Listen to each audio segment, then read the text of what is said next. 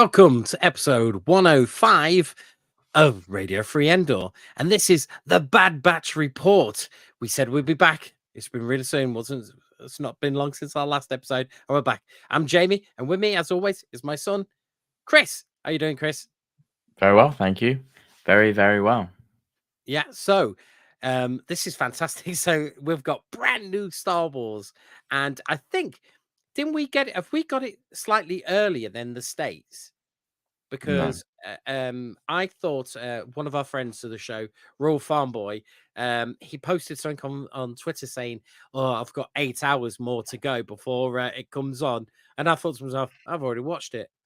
It's because of the time difference. It gets released at 8 a.m. in the UK, so it Yeah. gets at least just as we wake up, compared to Americans that are still in bed at 8 a.m. in the UK time. Oh, It's like they're 2 at 3 a.m. in the morning.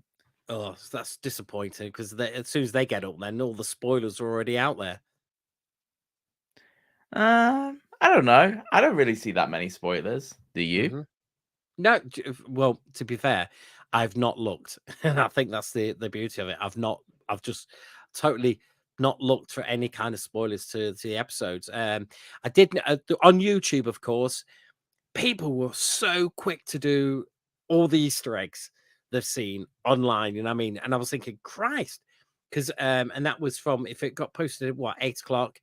And I think I got home about half 3, and there was a couple of videos online from these big YouTube companies, these who do like Screen Crush and stuff like that, that said, "Oh, here's 83 Easter eggs you might have missed or connections with the." And I was thinking, bloody hell, they're quick, but they get paid. They get paid the big bucks to make them videos, so they just get them out as quick as they can. Yeah, it's one of these interesting things that like the only person I tend to watch for reviews of these episodes is Star Wars Explained. Everyone else I just normally give it a miss. Yeah. I think just before we head into the Bad Batch report, there is some bits of news that I want to just go over with you, Chris, if that's okay. Of course. So we'll head in to the news very quickly. Right. So your brother Nicholas said to me, he goes, "Dad, I see the Acolyte trailers online," and I was like, "What is it?" So I've rushed upstairs. No, it's not online at all, but it's got a premiere date. So Collider, it has claimed to know the arrival date of the Acolyte using an outdated version of the show logo. They've tentatively put the credits at Wednesday, the 5th of June, a month after the end of the final season of the Bad Batch. Hold on, that's for when That the is show. the correct logo. That's not the outdated logo. That is the correct logo. Oh, right, gotcha. They changed the logo. Oh, that's got to be when the episode airs, not the trailer. Yeah, Yes. a month end of the season final. Obviously, Disney does not confirm or deny. 5th of June. That's pretty good time. We normally get a TV show around that time. Yeah. When are we gonna get a trailer for it? That's what makes me mad. When are we gonna get a trailer for it? Well, do you even need a trailer for something so good? Oh wait, we'll probably see one soon. I reckon we'll probably see a trailer next month. May the 4th. Oh yeah, maybe. Yeah, maybe. And also, A month before May the 4th, a month before it comes out. Trailer. Oh yeah. Can I also say that we're going? Well, that was the only news I had. Funny enough, I thought it was. But there has been some videos coming up online saying, "Oh, this is that trailer. This is that trailer." There ain't. They're just all fake. All fake. That's what they all are. So on Fancy Tracks is the Bad Batch poster has been released. So there's a widescreen, and there's also like a one sheet. On our thumbnail for this video is the poster. I managed to grab it and I put it onto our poster, which I put out there, which you can see.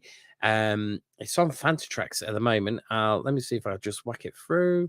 Share screen, Windows. There we go.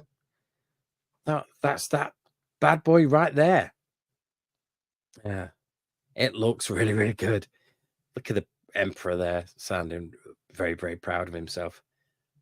Oh yeah, the Bad Batch. Yeah, it looks really, really good.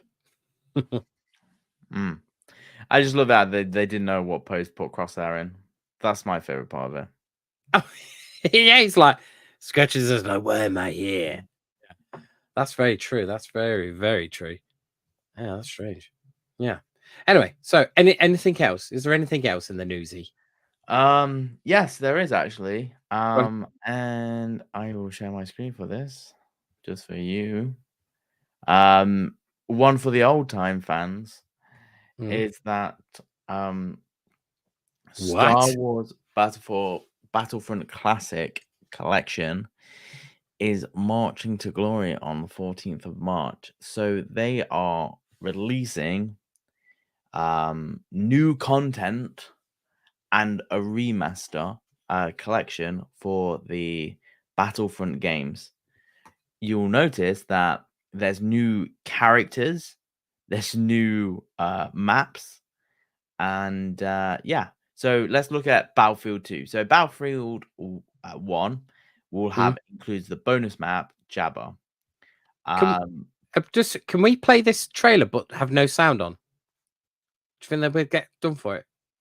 Oh no, Yep. it's on. It's not on an actual. It's on. What's that? By media. Yeah. Make it larger. That's it. Should be able to play sound. Surely it's a video game. I will play it down for you. Days are over, trooper. This is a real battle. No retreats. No excuses. Now get out there. Fight your way across the Star Wars galaxy in the classic Battlefront games with massive 64-player online battles and split-screen local gameplay. God. Fight with heroes. Never tell me the odds. And battle with villains. Bring me more Jedi. Get ready for the Star Wars Battlefront Classic Collection. My Launching God. March 14th. Pre-order now. What's Okay. quite interesting about this is Yeah. I believe the new heroes are Sarge Ventress and Kit Fisto. Oh. There's also bonus levels of Bespin Cloud City, Renvar Harbor, Redvar Citadel, Yavin 4 Arena. Massive locations with up to 64 players. It's unbelievable. Some really, really cool bit of Drive iconic vehicles, speeder bikes, AT-STs, AT-RTs, and more in offense and defense battles. yeah. For the Fight first time legendary ever, starship. Hero Yeah. Assault is playable on all ground maps, including Death Star, Kashyyyk, Kamino, Naboo. Fight with heroes Mace Windu, Yoda, Luke Skywalker, and many more. Battle with villains Darth Maul, General Grievous, Darth Vader, and many more. So it's really interesting. It seems like they probably took all the content that was there, the cut content, rebuilt it all together and packaged it up. And it's going to be releasing on Nintendo Switch, PS5, Xbox, and Steam. It's also been released on March the 14th. PlayStation 4 as well. Yeah. My God, you see, I love these original Battlefront games. I had so much fun of them, and I can't believe I was so let down with. I don't know why with the new ones. I don't know why, but they were so good. That's unbelievable, Chris. Funny you should say about these games, right? I noticed on an ad that popped up that there's on the Switch you can get a Star Wars like classic bundle, and it had like Jedi Outcast, Jedi Academy, what's it called? Republic Commandos, and what was it over? Pod Racer, all in one cartridge for the Switch. I thought, oh, that's interesting. I didn't even know that was a thing either. Yeah, I think it's very it's been a thing for a while. Remastering old games, it's nice to bring them to modern standards and keep them around. and it's, I think, really cool that they've added more features, more heroes, new classics, and hopefully it will be full enough to play 64-player games. Yeah, 64. I hope it can latch onto the maps pretty easy. I wonder how much it's going to be. Is there a price for it? Yeah. Yep. On Xbox, the price is $31. Oh, okay. And on $31. PlayStation, it's $35. That's not too bad. That's not too bad. Yeah, I could probably see myself buying that. I really can. To play on the Switch, probably. You know what I mean? Well, there again, if you've got the PlayStation Portal, you can play it on the PS5 and have it in front of you. You know what I mean? So that's pretty cool. Yeah, I do like the look of that. That's really cool. There was something else I was going to say, but it's completely gone out of my mind now about Star Wars. So that's it. No, it wasn't about Star Wars. Now you say about the thing is about remakes now.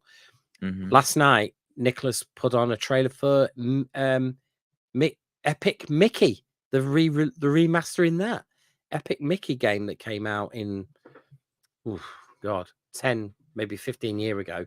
And I had that and I thought that was a really good game as well. And I have to say that the trailer they released for it, I'm sure it's brand new. I'm sure that it's a brand new trailer for Epic Mickey as well. So yeah, you're right. I think they're running out of ideas for new games. They're just remastering old ones.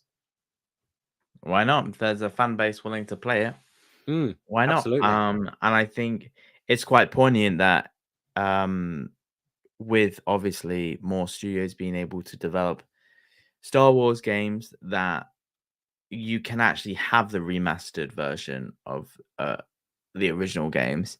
I don't think it's quite a remaster. It's more just like a spec in it so it can work on these kind of modern systems, like refactor. But I think overall, like, you know, there's no doubt that the new Battlefront games had their problems, but they excelled in many ways. I think, you know, people that preferred the originals can now have their cake and eat it too and play it. All I would say is, playing on Nintendo Switch, you probably think it's the best graphics in the world. Playing on an PS5 at 4K, you're like, is this really how it looked? Yeah.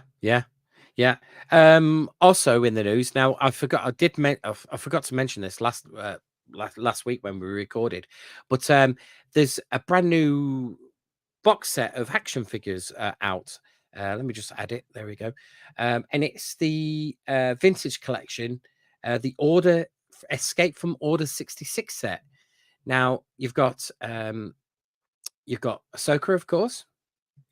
Yeah, and you've got her in multiple things, but you've got her with these 3 droids as well. Look at that.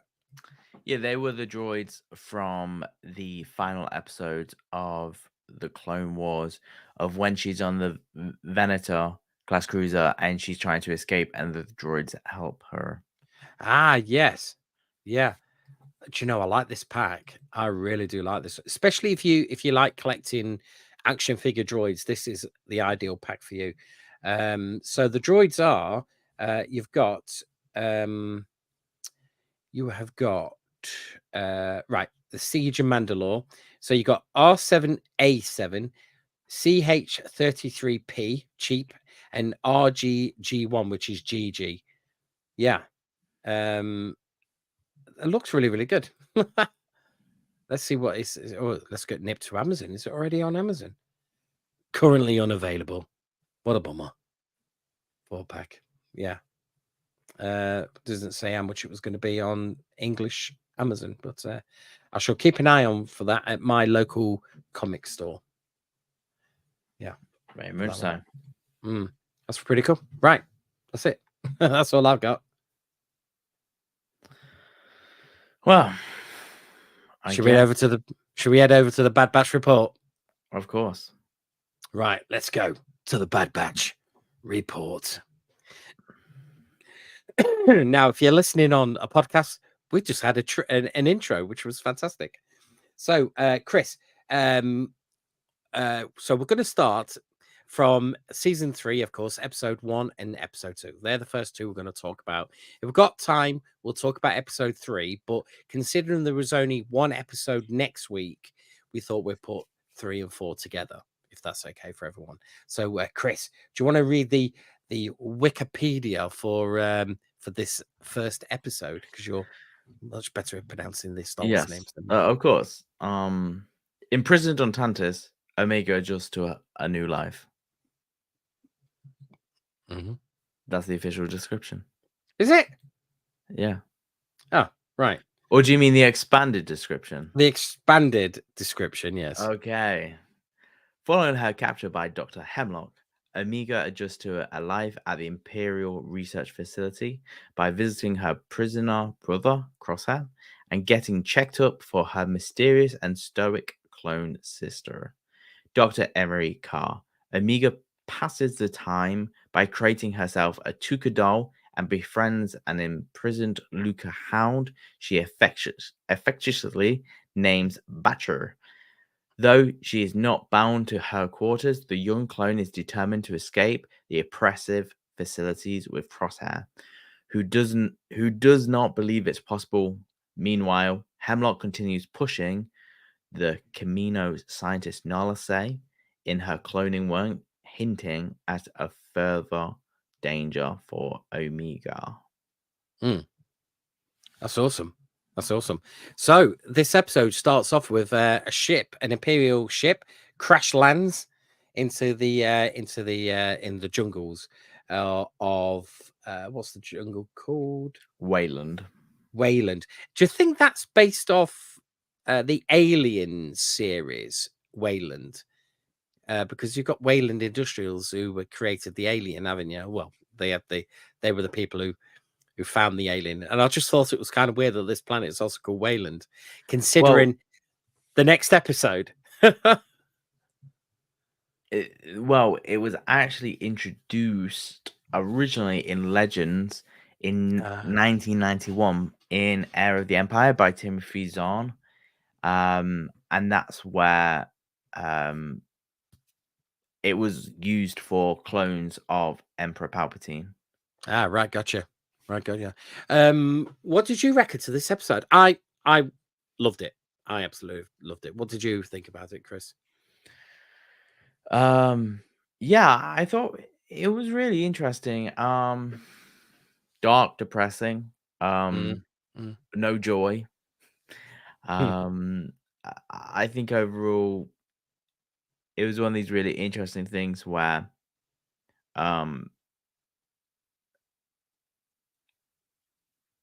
it was one of these things where what I liked most was how depressing it was, because it was depressing. It's an Imperial facility. They're not allowed any personal items. You know, they do the same routine day in, day out.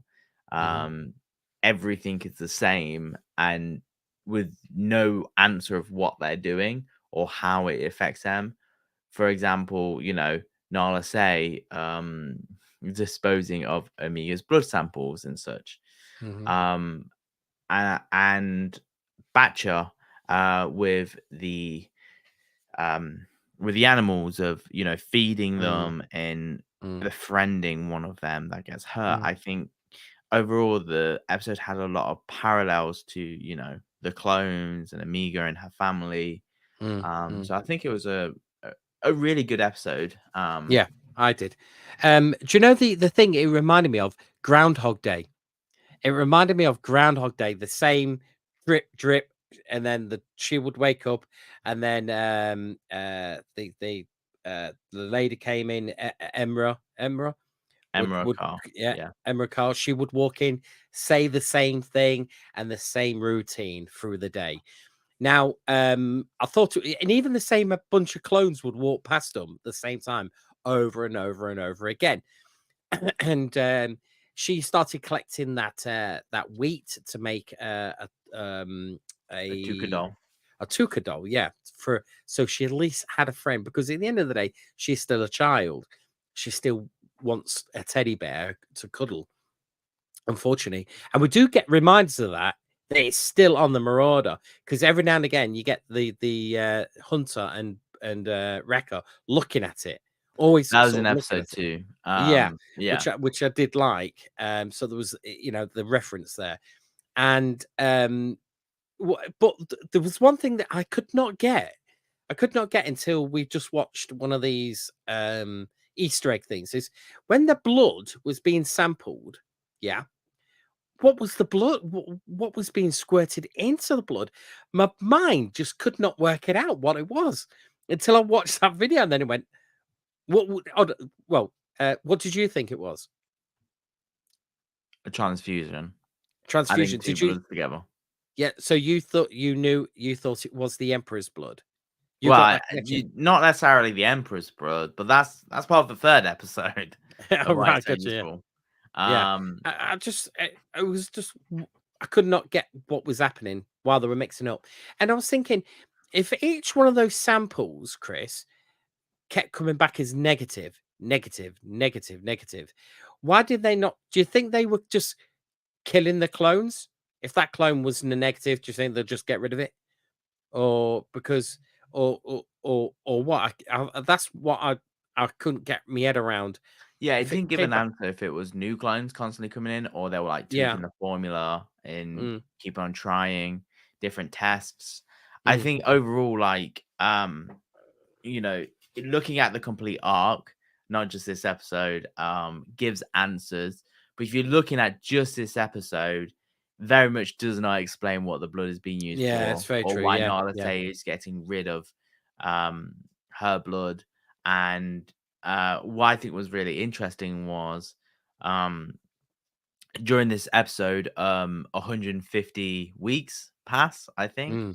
Mm. So quite a long time is spent Yeah, yeah, it prepping was it. because I think at one point was it like two like 5 weeks had passed, with the markings, and then I think the next time you saw she had her hair in a ponytail, and we all know that takes a long time for your hair to grow to be put into a ponytail.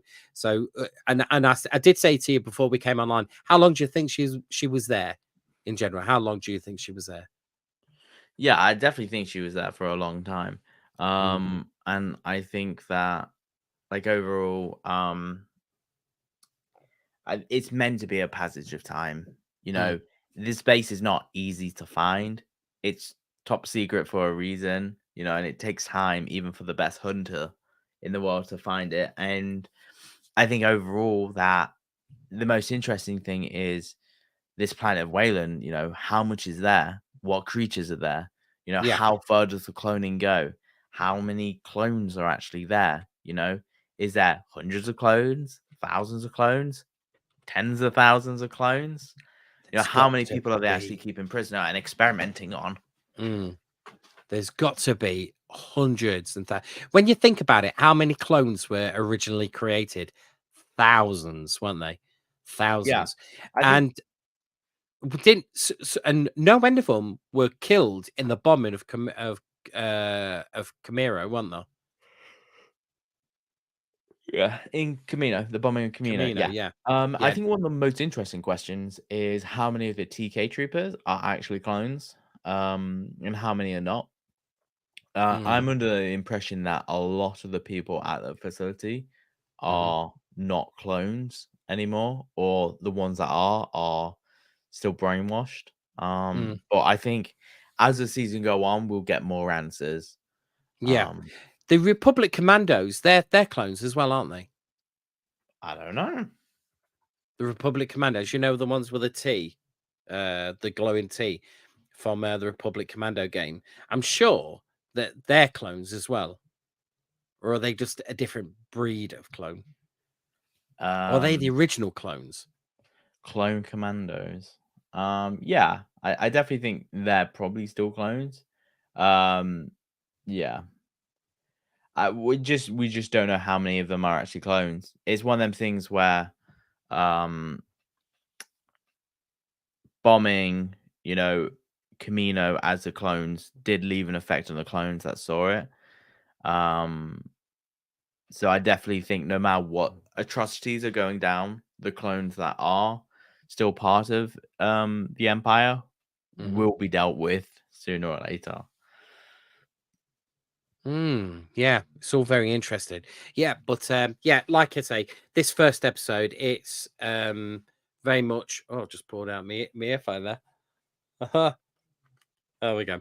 Yeah, it's very much a passage of time, and it's a rinse and repeat, story as it's going. And she sneaks away, and she finds Crosshair. And he's proper giving up the ghost, isn't he?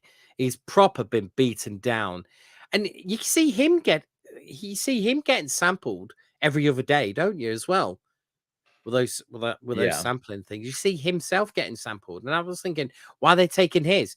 Perhaps they think because he's is it classed as like a defective clone, the Bad Batch.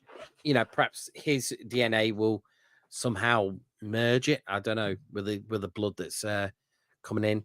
His blood's different, but surely once they've tested him once, they know that he's not compatible. But why? Unless they need them, they need the clones for something else that's being built. Because it reminds me of that. The episode of Andor where they're trapped in that prison and they're building bits, constantly building bits. And it turns out it's for the spoilers, it's for the Death Star. I wonder if they're going to use the clones for that kind of thing. You know what I mean? They're going to just put them to work in mines because the Empire is famous for strip mining every planet they can get their hands on for resources and stuff. Yeah, and yeah, I think to clarify what I was saying was the TK troopers, they're definitely not clones. So the only clones that are around working are the commandos and Yeah. the scientists, Mhm. if any. The rest are conscripted people. So I think it's really interesting because later on in episode 3, when they escape, we see Crosshair say, you're gonna let me out, and the TK trooper goes, "You think you're above us, clone? We're Yes, we're, yes, we're yes. better than you." Yeah, you're right. Yeah, I think yeah. it's really interesting. My question I have, obviously, and I'm sure we will know by the end of the season, is what happens to all the clones. Mm, I'm pretty sure it's not going to be a nice thing, yeah, but I'm yeah, pretty sure that something will happen. Will they just be yeah. locked up I I don't forever? want to do a prediction, but I think there's only going to be a handful that survive this. The rest are, you know what I mean? It's going to be a very dark ending with a little bit of light, but a very dark ending. Do you think Disney will go down that route for a dark ending? Why not? It's not really a kids' TV show. It's it's Yeah. the- it's the less kids' TV show out of all three of the animated TV shows. Mm, The where mm, it's going very much seems like that's the story they want to tell. mm. Um, it is very dark. The underlining tones of the Tantus is that it is not a great place, and not a It's lot not. of people survive there. Mm. In even It's showing compassion can get you killed. Yeah. Did you know a bit about the lore in this? Did the rebels ever find this planet, this Tantus planet? No, I don't think so. Yeah, because it is Or super secret, isn't it? if they do, we don't know yet because Or they probably take it off well to Exegol. yeah, they definitely take it off world to Exegol at one point. Mm, But no matter what, as soon as it's known or whatever, I bet you the base will be destroyed. As we yeah, yeah, see in episode 2, what yeah, happens to another Imperial base. yeah, yeah, yeah. But like overall, you really had two plots here. Mm, And we've been discussing Omega's and Crosshair's plot, but you also had the plot of Hunter and Wrecker. So let's finish up the plot. And I guess we are going into all 3 episodes because, we keep going back and forth talking about what's happening on Tantus. There's mm. what's happening off world as well. Yeah, So I I can think, understand why they put the 3 episodes. I can understand why they played the first 3 episodes of this. Yeah. Yeah, and I think overall, the arc is really interesting. What's your opinion on Nala Say? Do you know what? She's um I, well, I kind of trust that she's always had Amiga's best interests, and she knows an awful lot about Amiga. You know what I mean? That she's not letting, she's not spilling the beans. You know what I mean? Because what's his name? Miss Dr. Hamlot. She could literally tell him, yeah, she's the one you want straight off. Yeah, yeah, she's genetically the one you need. Yeah, I mean, but she won't. And if I remember rightly, she was like that in the first couple of seasons of the Bad Batch, the first season of the Bad Batch. And what I was going to say the Clone Wars, but she's always been quite protective of Amiga and the research. So you could say that if you had, that number one project you were so proud of, you wouldn't want anything to happen to it, so you'd protect it with your life. And straight away, don't you, when it all kicks off, that her blood gets out there and they can't destroy it, then what she says to her. But that's in episode 3, that is. Yeah, I um think Nala Say, if you remember back to previous seasons of Bad Batch, the Prime Minister, it's not Nala Say is her Lama Su, the Prime Minister, yes. wanted Omega caught earlier on when they were on Mm, Camino, mm. and they hired Cad Bane to That's collect right, her, yeah. but she hired her name will come back to me. Finnick Shand. She hired Finnick That's Shand right. to counter Phoenix that and Shand, keep yeah. her safe. Mm, So I think, and it's quite obvious, Nala Say knows what she did to Amiga, mm. and what traits that she gave her. Um, Ooh, do you think she's got Jedi traits? I don't think so. Mm, Personally, I think that it would seem the right thing to do for a Kaminoan to believe they could make something force sensitive, oh my but god. force sensitivity is spiritual, not Hold on. biological. How about this it right? That it turns out that Omega is Ray's mother. How about that one? No, that is just way too weird.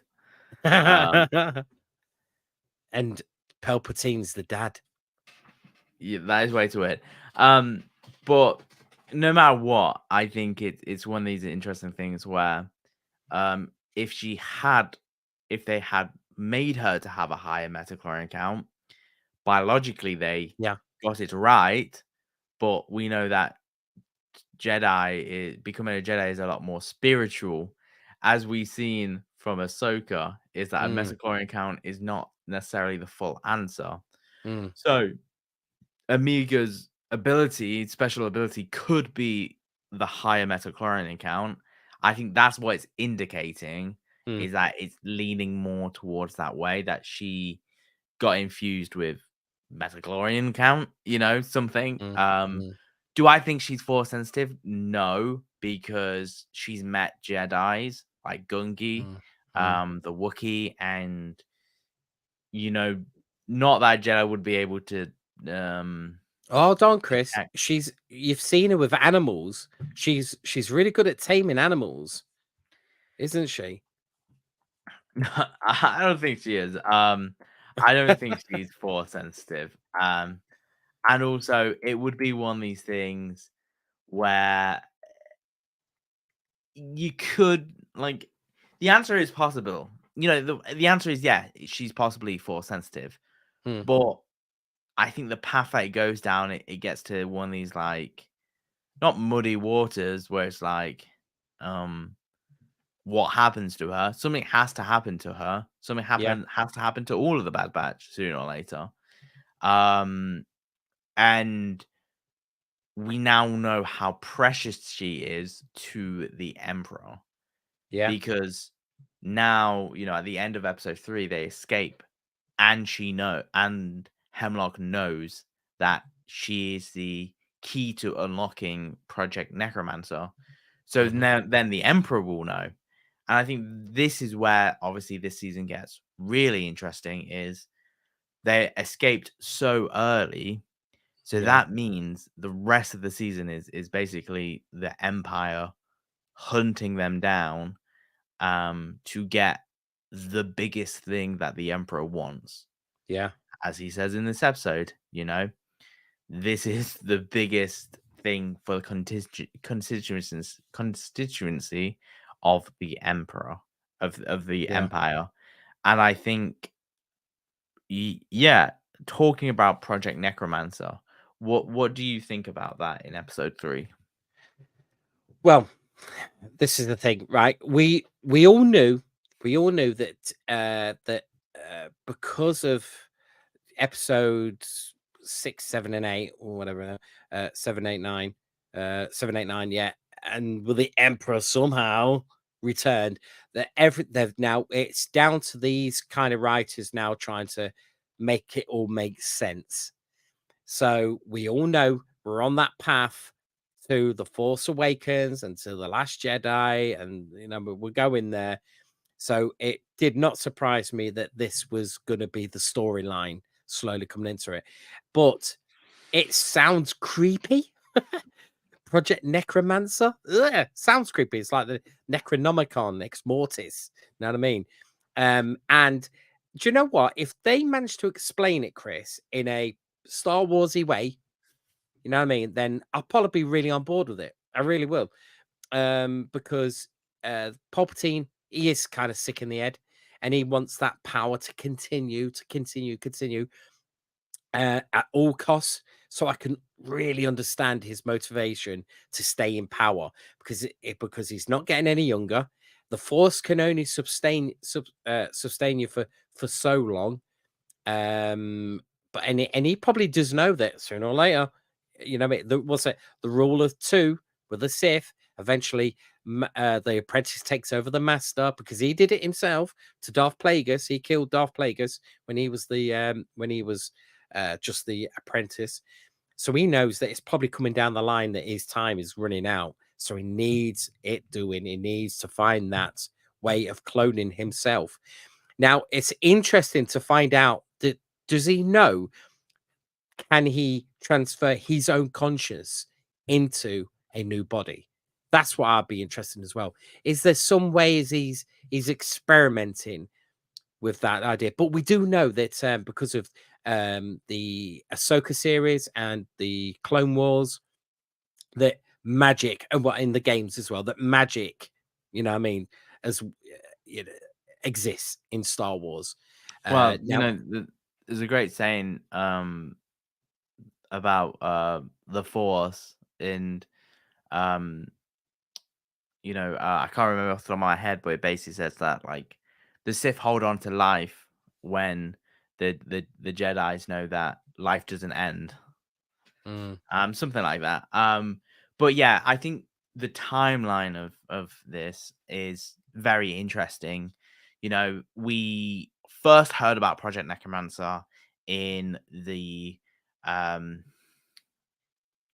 second from last episode of The Mandalorian season 3, when we saw the Shadow Council mm, speaking, and it was Moff Gideon speaking yeah, about the return of Thrawn, and General Hux was mm, working on Project Necromancer. Obviously, mm, at that time, we also saw that Moff Gideon was doing cloning. mm, Cloning is still achievable 30 years later, yes, but I think the purality of it is Omega was the right and enough of a right match to clone for sensitivity. mm, mm, Grogu is enough of the right match to force clone um s- um uh force clone, my word's not coming out. Force sensitivity.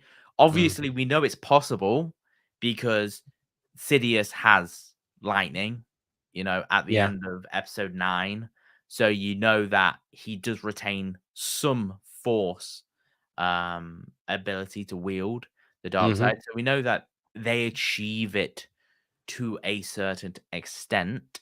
Yeah. But as Hemlock says in this episode, the goal is to match the current M count or exceed it. Obviously, very interesting how this TV show sets up the true fall of Emperor Palpatine forever, potentially. Unless they Yeah. truly bring him back another time. Hopefully, if this TV show ends on a bittersweet pill of ending Project Necromancer and the abilities of doing it well, the Yeah. effect outlast the clones in all aspects 30 years later, with Sidious not being able to return to his original form.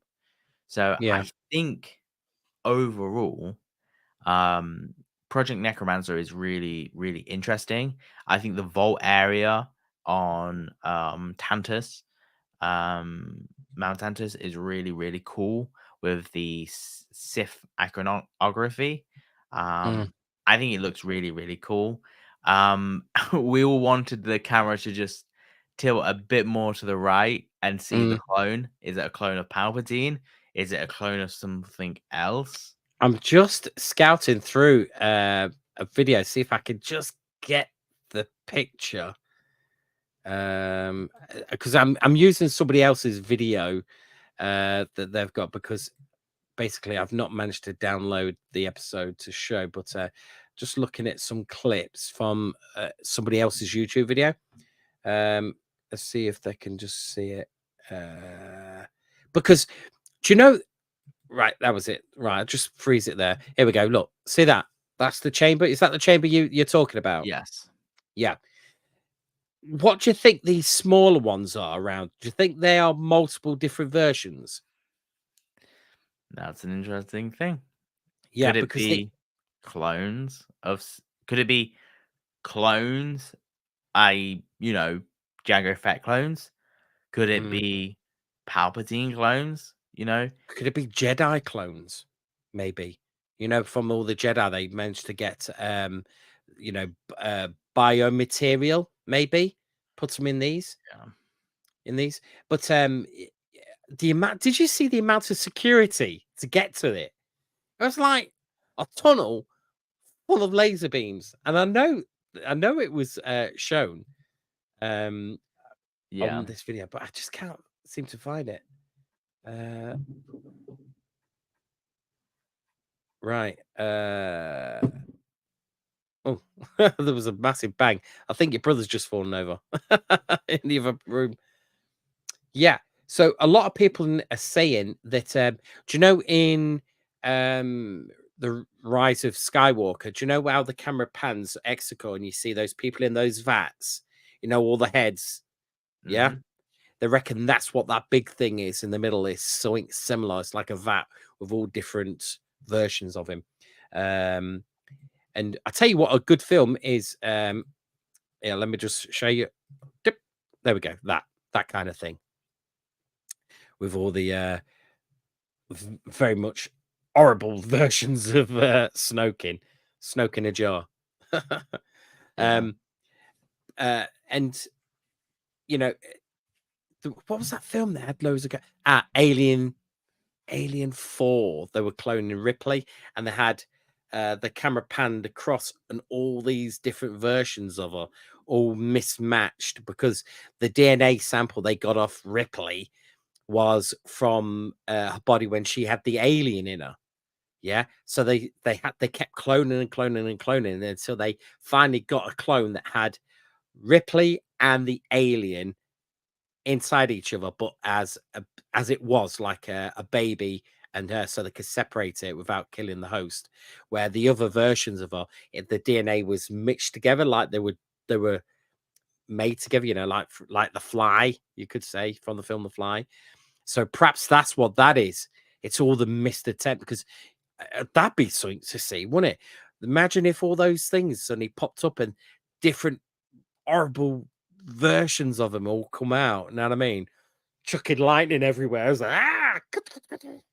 Oh man, it'd be like The Walking Dead, but with multiple Palpatines. Ugh, it's creepy. Well, we don't know, because Snoke never looked like Palpatine. He looked like something else. So you could necessarily be clones that look like Jango Fett. Mm. For example, there's Rey as well. She doesn't look like Palpatine. I know Mm. it's a bit different, but it's one of these things that I think very much so. What is in there?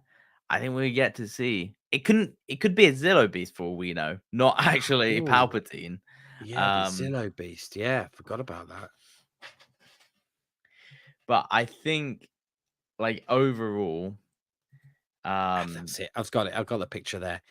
Yeah, there's the picture of the corridor with all the laser force fields all the way down to the end, and it's guarded by Republic commandos as well. Man, that is some serious security. That's some serious security. We got oh, Royal Farm Boy's just come on late, but I'm here. Hello, Royal Farm Boy. Thanks for joining us. Yeah, I've just spotted you. Yeah, but no doubt Royal will have something to say about this episode. We're talking about the whole 3. Thanks for joining us. We're just talking about the whole 3. Was going to do 2, but we're doing 3. Yeah. So there's a lot there. Oh, here we go. Royal Farm Boy says mixed DNA. That to be a strand cast.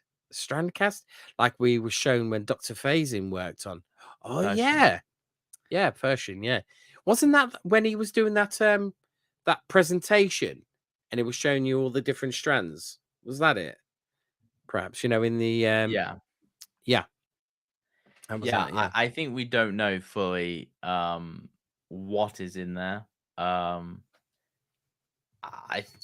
think we're definitely will see what happens. But I think most interesting is, this project is the most important thing to the Emperor. More important than anything else. Mm-hmm. Yeah. Yep, the presentation on the mark, Jamie. Thank you. Yeah, I did pay attention to that series. Right. I want to talk about. Can we whip onto episode 2, Chris? Yeah, of course. So overall, the journey of, well, we didn't even finish the escape of Amiga and Crosshair. But that's episode 3. Yeah, but we was more speaking about the arcs of Tantus and then Oh the yeah, arc we was. away Yes, from yeah, Tantus. yeah. So obviously they escape using first. Well, they don't necessarily escape with the shuttle, the crash shuttle. They go to it thinking they can contact Wrecker and Hunter, and they get there and they find out it's completely dead. Nothing they can do. Yeah, This and it is was where, rusted. It was totally rusted up and vines all over it. yeah, I did notice. Yeah. this is what's really interesting about this as well is we find out that the obviously the Mount Tantus has sent out searching, fetch crews, recovery crews, and they we earlier on in the episode, Crosshair felt useless, like escape was not possible, giving up was the only option, submission, and he trusted Amiga to get out of Tantus. And then as soon as they got out of Tantus, Mount Tantus, that was where Amiga started feeling helpless and Crosshair knew what to do to escape. And that's where they hatched, was it a plan 72 or something? Yes. 70 something, to hijack the shuttle and fly it away. Yes. I think Yes. this was a really interesting moment where, he says, like, Crosshair says, like, did they tell you about Plan 72? I don't know, Mm, can't remember the number, but it's like 70 something. And she's like, of course, Tech made me memorize everything. And Crosshair goes, of course he did. And it's that mm. thing where Oh, bless Tech. Crosshair does feel abandoned, first Mm, by his brothers, then by the Empire, and feels like he has nowhere else to go. You know, mm, Hunter, no matter if he's a soldier or not, has useful skills. mm. Wrecker has useful skills. Yeah. Tech even had useful skills. Mm, Crosshair's skills are being a very good marksman. mm, If you're not fighting, what skills do you have? And I think this is one of the things where he says, I've got nowhere else to go. I mm, deserve to be here, because he doesn't necessarily know what he should be doing. And mm, mm, we see that he's getting a trimmer. He's starting to struggle and degrade mm. himself, obviously from the torture and the Yeah. Yeah. treatment that Yeah. he's been under. And Can I also say that through our own history, marksmen, real deadshot marksmen, they were often, during the wars, the First World War and the Second World War, they would often be single individuals, no family, no friends, very single-minded. They had a job to do it, so they did it. It didn't matter if it was, you know, man, woman, child, whatever. If the target had to go, they did it. So they totally took the emotional part away. So Crosshairs was that ideal person to be that kind of marksman. He could take out the emotion side of it and do the mission, shoot whoever it needed to be shot. Because he was going to kill Amiga in the last season, wasn't he? If you remember, when they were running around that Star Destroyer, he was quite okay with killing them all, weren't he? well, this is the thing about the Empire. They could have achieved their plans a lot earlier if they didn't decide to blow up Kamino.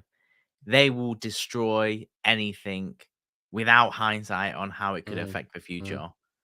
yeah, Because of gluttony and greed, if they'll figure it out. yeah, They true. are the Empire at the end of the day. There you are. Royal Farm Boy says, "Love, love. That Tech had her memorize all the plans. Of course he did. Yes, of course he did. He was, at the end of the day, and she was a would-be learner. She wanted to learn everything, and that's what makes her a good soldier. You could say, a good part of the gang. Yeah, but yeah, that plan certainly was bang on. I loved it. They deliberately knew that they were going to send that shuttle with those people, with the troopers on board, and then they were going to do the old switcheroo. So they thought that they had the jump on them, but in fact, they had the jump on the troopers, and they managed to get aboard that ship and take off and get Botcher, Batcher, Batcher. Batcher, right? They managed to get Batcher as well, and they actually brought the ship down. And she was like, "Come on then, boy, come on then," and and he got on, and then they flew off. I thought fantastic. It was such a good episode. I loved it. It had everything. When they were going through that forest, it had that. When Hemlock says, "Oh, there's more dangerous things out there than what we've got in here," and he was dead right. You see that big creature that sort of like Mhm. brought up. And the Larka beasts, they ran after him, but luckily enough, she befriended one, and it helped save the day. Really, I was thinking it's gonna get killed, but nah, it didn't. And like always, these troopers are just not that good at shooting, are they? Still, Well, it's the helmets. I tell you, can't it's see a all to do thing. with the helmets. I can't see a thing. Yeah, you're right. You You're know. right. Um, But it was good. Can I also just flipping it back? I also liked the idea that the blood going round mhm. was a ticking clock.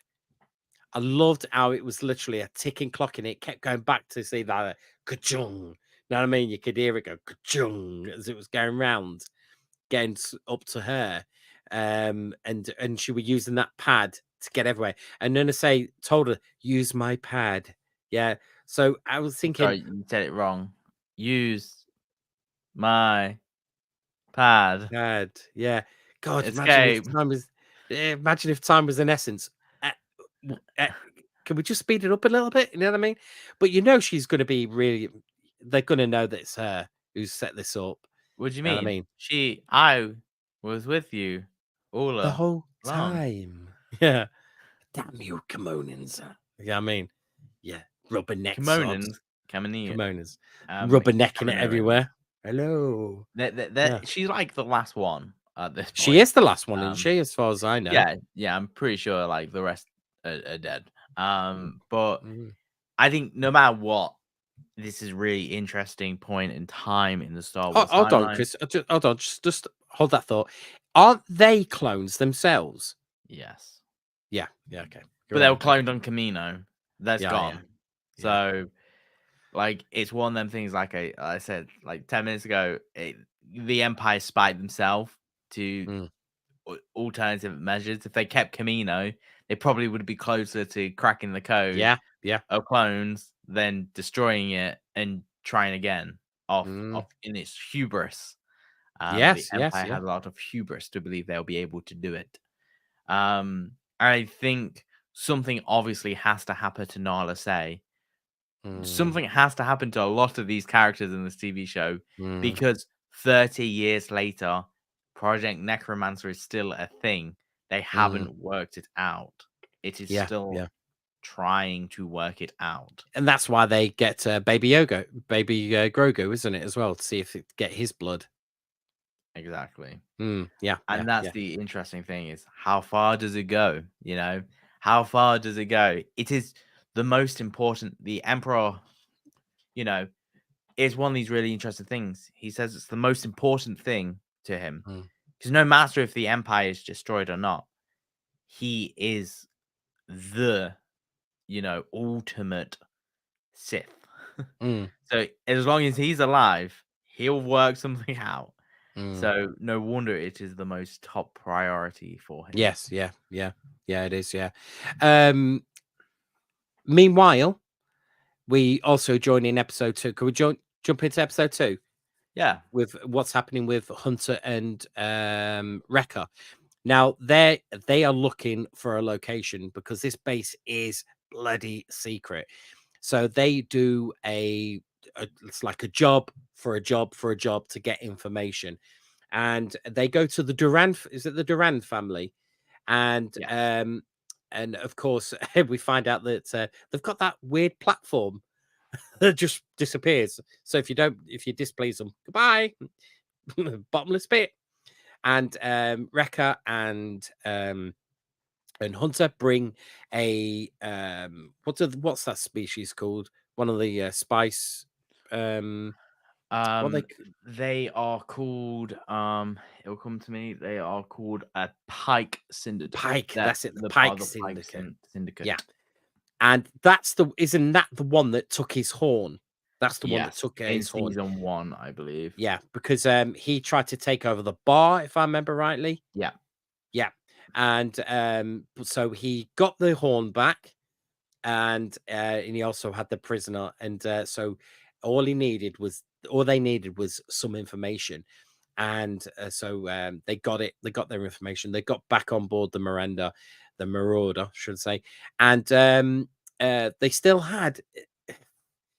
It was they were closer, but the map was still big, wasn't it? Yeah, I think this is really interesting that they gain the information, and Hunter is very much we need to go now. And Wrecker has became the voice of reason to say, the last time we went alone, we didn't make it out. One of us. Not all of us made it out. Yeah, you're right. Because and then Rex we should wait for Echo and Rex. Yeah, because they were doing something. I was trying to think when I watched it. I was trying to think. Does he say what they're up to? No. Does it reference something else that's out there? Do you know what I mean? So we know, that's happening here while they're here. But aren't they busy trying to free other clones? That's what they left for, wasn't it? Well, the thing that gets me about it is they say 2 rotations. We can't wait 2 days, basically. Yeah, Hunter cannot wait 2 days. it is his top priority to find Omega. And Mm, obviously, 5 months has passed. So he's mm, been trying for 5 months. yeah, They've been trying for 5 months at this point. yeah. We don't quite know where in them 5 months, as in, will the tail that they were just on instantly go into, where they re-meet, i.e., this is more near the end of them 5 months Mm, of looking for Amiga, or if it's more near the beginning or more near the middle. I think it's much more near the end, mm, where it took 5 months to get to this point. What I really enjoy as well is that they are called mercenaries. The two mercenaries are here. yeah. Um, and it's almost like going back to crime to Mm, survive. yeah. Yeah, Um, but they're not no longer being described as the clones are here, the clone troopers. Yeah, I mean, yeah. because they're always said, "Oh, the clones are here," weren't they? But now this just says the mercenaries, which was great. Now I tried looking for a photo of the planet they go to because I was like, "Whoa, hold on." No, remember in season 2, I think we just come up to because we didn't cover all the episodes, and we will cover them. But there was like an alien-esque sort of episode with the Episode 2 with the weeping vines. yes, episode 2, right? But this, I watched it and I thought, hold on, this is the the outpost that they visit looks just like the alien spaceship from the original Alien film. The doorway going into the alien. That, of course, it was a Star Sliver Wars version of vines. it, but it looked just like it. It looked just like it. The sliver vines, see, they didn't remind me of Alien. They reminded me of the Flood out of Halo. Of the flood. That reminded me of that game, Dark Dark Space. Is it Dark Space? Dead Space. Dead Space. That's it. Dead Space. That had weird little handy little things running around everywhere. But this is another one of those ideas that what the Emperor is they're just making horrible, horrible creatures. You know what I mean? Yeah, so on the planet of Cetron, was where they went to for this base. Mm, And they get there and it's completely destroyed. What's quite interesting here is that you find 3 children clones. yeah. These clones were last seen when they were being evacuated from Camino. So obviously, a lot of clones left Camino and went here as well. I think the sliver vines really interesting thing that the Empire just experiments on anything and you know doesn't go how they want it. Mhm. Orbital bombardment and a big sticker that says "Don't land on this planet" and move on. Yeah. You know, Yeah. So they had everything happening on this planet. So that basically they are just experimenting on clones everywhere. They're just everywhere, aren't they? experimenting on everything. On everything, yeah. Making these sliver vines, you know what I mean? And it's because that is it Mox? Is it Yeah, Mox? yeah, He Mox. says, "Yeah, don't step on the vines." Now, here's the thing, Chris. Is the older of the 3 clone boys was was is that voiced by the lad that plays Boba in episode 2? Hold on, I've got a message here. Roll farm by. If you saw in the credits, Duran was voiced for Angelica Houston. No, I didn't realize that. I just quickly went straight to the next episode. Oh, I never knew that. Let's give you a star for that one. Well done. Boom. Yeah, something to see. No, I did not know that roll farm. Did you know that, Chris? No, No, I but didn't either. I don't read the credits. Maybe I should, I don't. but Yeah. it's an interesting one for sure. Yeah. Uh, So I was wondering, is there a way of finding out? Do you know the lad that played Boba in episode 2, young Boba in Star Wars episode 2? And he often goes around to There we go. Raw Farm Boys found it. Yep. Jamie Mox, the Cloak Cadet, was indeed voiced by Daniel Logan. I thought it was. He had such a recognizable voice. I thought it was him. He voiced. Did he not voice Boba in the Clone Wars? In the end couple of In 6 episodes. episodes of the Clone Wars from Yes. 2010 to 2012. Yes. Yeah, I thought so. Yeah, well done. Boom.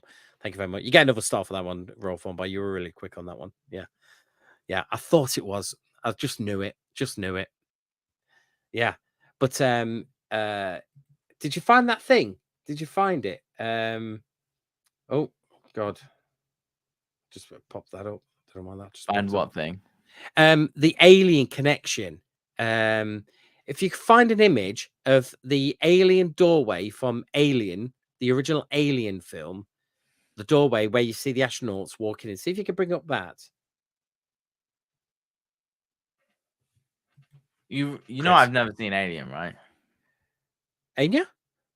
No. Oh, right. See if I can bring it up. I bet you I can find it. Go on, you talk while I'll just quickly see if I can find it. But overall, I thought this was a great episode. A really nice juxtaposition on how trusting your brothers is a risk exercise when it comes to the clones. And when these young clones are speaking, they speak about how they're brothers, they're not just other clones, they're brothers, and they respected Wrecker and Hunter and how they were looking for their, family. Yeah. And I thought it was really interesting, almost a tense moment where I was like, we're going to steal the Havoc Marauder, and like, oh my god, of course, they change minds and help save the day. But it's one of them moments where you're like, not do they care about their own brothers, but nobody else cares about them. The other clones left them there to die, Yeah, they did. They're the only ones that escaped the facility before it got blown Bombarded. up, Yeah. orbital bombardment. So I think overall, like, I'm glad that it took where it took, and the three got to go to the island planet that we will see destroyed by the Empire later in the season. But at least they'll have a few days or weeks of peace. Yeah, they will. Yeah, that's right. I'm just flipping through and I can't find it. I really can't. I'm on another one. There's no. I tell you what, so many people are so quick on them. Xanta Beast. I mean, just they're all saying it's very much like the Thing. They're saying the connection is like the Thing. The John Carpenter's The Thing, with things that you because it what looked like a tentacle and he shot it, it laid on the floor and it even tried running away from the light. The tentacle itself was a thing. Do you know what I mean? So it's like every bit of it, of the creature was a living thing. And then it sort of like mutated into like little eggs and ran off. You know what I mean? I was Like thinking, oh man. So the flood. It was 100% like the flood. I've never Especially with played the having flood. a hive mind Yeah. of control. It was totally like the flood in Halo. Yeah, really good. Especially like that they used explosives to blow it up and escape at the end of the day. In overall, I think it was a really good middle episode, to split up the dark and depressing Mount Tantus, but also to see the effects of losing their family on Hunter and Wrecker. Yeah, you're right. Because I also loved it how the kid said, "Oh, you need a power source," and he goes, "I've got the power source," and he had the robot on his back. And I was really thinking, do you know how they dropped explosives into it? I was thinking, are they going to drop the droid in? I hope they don't. I thought they're going to drop the droid in because the droid is like got a lot of power. drop that in, then drop a bomb on top of it. But luckily enough, they had a lot of explosives with them. You know what I mean? So that was really good. But it was such a creepy episode. I really liked it. I like creepy episodes. Yeah, the I- only thing about it that I didn't like was that the gonk droid was held upside down. His little legs. Yeah. Why couldn't it be the Gonk. other way? Yeah, gonk, gonk. He just went right and put him on his back like that. Click. Are we going to get an action figure of that? You reckon? Are we going to get a Wrecker action figure where you can put the gonk on his back? I think they should do. They should bring him out like that. Oh yeah. Yeah, But and that overall, and the so go on. yeah. So that episode ends with this picture that I've just put on there. Hunter is actually looking at the three boys that they've got with them, sort of being a family again with Wrecker. They're having the talk and discussion. They're having a bit of a laugh and joke with them, which is quite good. Yeah, it's quite good. There we go. Yeah, I liked it. I really liked that second episode. I thought that was good. But even that ended with Hunter looking very very solemn, should I say, about his chances of finding them. Because it seems that they're at a dead end again. But what they did get is still a very small piece of the puzzle of where they are. It's so Well, secretive. they do not need to find Amiga. Amiga will find them. But there's one thing that, not really has been spoken about. Amiga does not know that the Emperor wants her. Yeah, that's the other thing as And well. that will obviously catch up with them. Yeah. If it is the most important thing to the Emperor, Mm. they will find them. And, if you've watched the trailers, we know that they do. And I think that will be a very important moment in the season when Amiga finds out why she is like how she is and who will present that to her. Will it be the bad people or will it be the good people? Yeah. It's going to be it's going to be one of those things. The other thing as well is that she was dead right. She didn't need her brothers to escape. Well, she brought Crosshair, so they're heading there. She's heading over, but well, at least she has some way of communicating with them now. We've got raw fanboy. OMO. If Gonki was right side up when Wrecker unloaded him, he'd be upside down. The way he did it, he didn't need to flip him around. That is true. But you That is don't so hold true. a baby upside down just to make it Michael- easier to get out of the baby. Michael Jackson did. What's up with you? Yeah, check it out, baby. Ah. Yeah, but you're right, wasn't it? He went, put him down. Right then, do your bit. Right, there you go. Yeah, you're dead right with that raw fallback. That's well done there. Well done on that. Now we have an episode 4 trailer, season 3, episode 4 trailer that's been released. I don't think we do. I think that's unofficial. You reckon? Yep. Yeah, maybe you're right. Oh yeah, you're right. It's not actually down from them, is it? Nope. That's weird. Yeah. But should we just quickly talk about the trailer that was released for this season? Because it did have a certain character suddenly turn up. I know. I think it's best to leave it. Okay, yeah, Wait. we'll do that. It'll probably be soon. Yeah, only a week. Only a week. It'll probably be when Amiga gets captured by the bad people and they tell her how important she is, and then she goes to escape on top of a fuel tank. God. Oh, don't go down that route again. I knew you were going to do that. It will happen. It was close though. Yourself. It was close though, wasn't it? Because they were just about to take the killing shot when that girl ran in and went, no, don't. But Hemlock also said, I've got the full resources of the Empire. it's only a matter of time. We'll find her, isn't it? Yeah, of course. Damn. Yeah. So so that's basically everyone. That's our review of the 3 episodes. We've done them. Covered 3. Yeah. Would you say? Is there anything else we need to cover on them? Have we missed anything? What do you think makes Amiga special? It's got to be the M count, isn't it? It's got to be a high M count. Or is it a high M count once the Emperor's blood gets mixed in with it? What do you reckon?